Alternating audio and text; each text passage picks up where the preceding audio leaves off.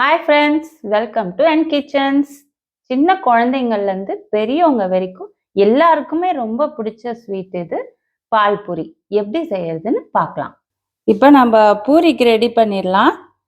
அதுக்கு நான் வந்து 1 கப்பு கோதுமை மாவு எடுத்திருக்கேன். அதே அளவு மைதா. ரெண்டுமே பாதி பாதி போட்டிங்கன்னா டேஸ்ட் நல்லா இருக்கும். தேவையான அளவு உப்பு, சர்க்கரை வந்து ஒரு 2 டீஸ்பூன். அது எதுக்குன்னா ஒரு நல்ல ஒரு கலர் வரும், ஒரு டேஸ்ட்டும் நல்லா இருக்கும். அதுக்காக தான் சுகர் போடுறோம்.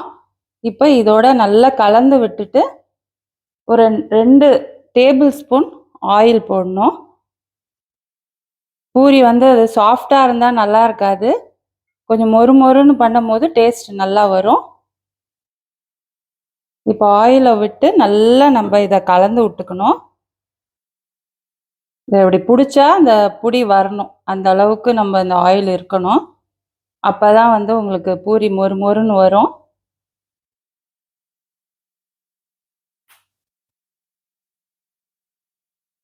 இப்போ நம்ம கொஞ்சம் கொஞ்சமாக தண்ணி விட்டு இதை பிணைஞ்சிக்கலாம். இப்போ நல்லா இந்த அளவுக்கு பிசைஞ்சிக்கணும்.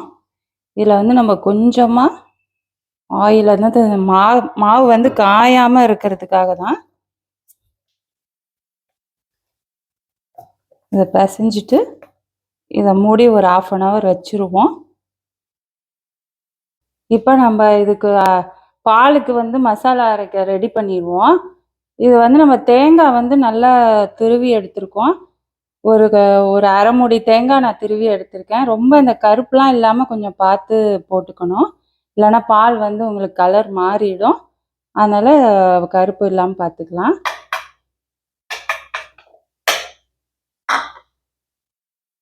இப்போது கசகசா வந்து 1 டீஸ்பூன், 2 ஏலக்காய். நான் முந்திரியும் பிஸ்தாவையும் ஊற வச்சுருக்கேன். கொஞ்சம் ஊற வச்சு போட்டோம்னா கொஞ்சம் நல்லா நைஸாக மசிஞ்சிரும். அதனால் ஒரு 10 முந்திரி போட்டுக்கலாம், பிஸ்தா ஒரு 10 எடுத்துக்கலாம்.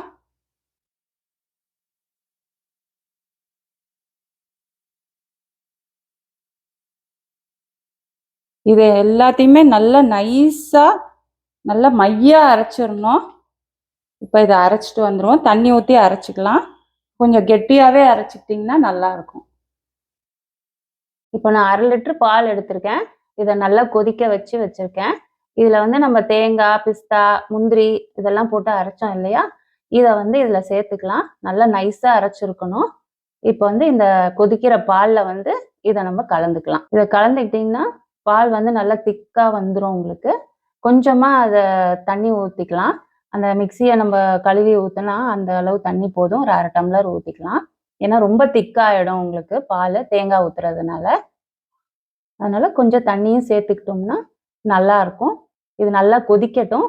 அதுக்கப்புறம் நம்ம சுகர் சேர்த்துக்கலாம். சுகர் வந்து இப்போ நான் 200 கிராம்ஸ் எடுத்திருக்கேன்.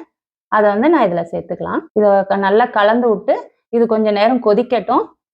அதுக்குள்ளே நம்ம பூரியை ரெடி பண்ணிடுவோம். இப்போ நான் வந்து பூரி போட்டு எடுக்கிறதுக்கு நான் அரிசி மாவு எடுத்திருக்கேன். இது வந்து நம்ம பிரட்டிக்கலாம். நம்ம கோதுமை மாவு பிரட்டி போடுறதோட அரிசி மாவு போட்டு பண்ணிங்கன்னா எண்ணெயும் அவ்வளோ பிடிக்காது. அது இல்லாமல் வந்து உதிர்ந்தும் போது கருப்பு கருப்பாக இருக்கும். அந்த மாதிரிலாம் இல்லாமல் அரிசி மாவு போடும் போது நல்லாயிருக்கும். நம்ம நார்மலாக பூரி தேய்க்கிற மாதிரி நம்ம இதை வந்து பூரியை தேய்ச்சிடுறோம். நம்ம இப்போ எல்லா பூரியும் தேய்ச்சிடலாம். நம்ம எல்லா பூரியும் தேய்ச்சி எடுத்துக்கிட்டாச்சு. இப்போ இதை ஒன்று ஒன்றா போட்டு எடுத்துடலாம்.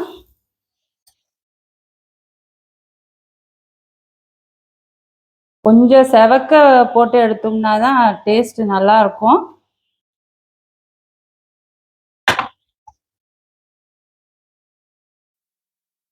இந்த மாதிரி கொஞ்சம் நல்லா செவக்க விட்டுறணும். ரொம்பவும் டார்க் ஆயிடுச்சுன்னா நல்லா இருக்காது.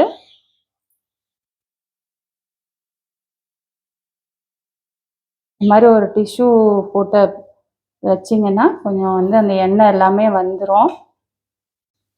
இப்போ பால் நல்லா கொதிச்சிருச்சு. இப்போ வந்து ஒரு சிட்டிகை நம்ம பாலை ஆஃப் பண்ணிட்டு ஒரு சிட்டிகை உப்பு போட்டிங்கன்னா டேஸ்ட் ரொம்ப நல்லாயிருக்கும். இப்போ பூரியை போட்டு எடுத்துருவோம். இந்த பூரியை போட்டு ஊற வைக்கக்கூடாது, சும்மா திருப்பி போட்டு எடுத்துடலாம். ரொம்ப டேஸ்ட்டாக இருக்கும். இதில் எல்லாமே நம்ம ஹெல்த்தியான பொருள் தான் போட்டிருக்கோம். எல்லாரும் ட்ரை பண்ணி பாருங்க. இந்த ஸ்வீட் ரொம்ப நல்லா இருக்கும். லைக் பண்ணுங்க, ஷேர் பண்ணுங்க, சப்ஸ்கிரைப் பண்ணுங்க. இதே மாதிரி வீடியோவில் இன்னொரு ரெசிபியோட மீட் பண்ணலாம். பாய்.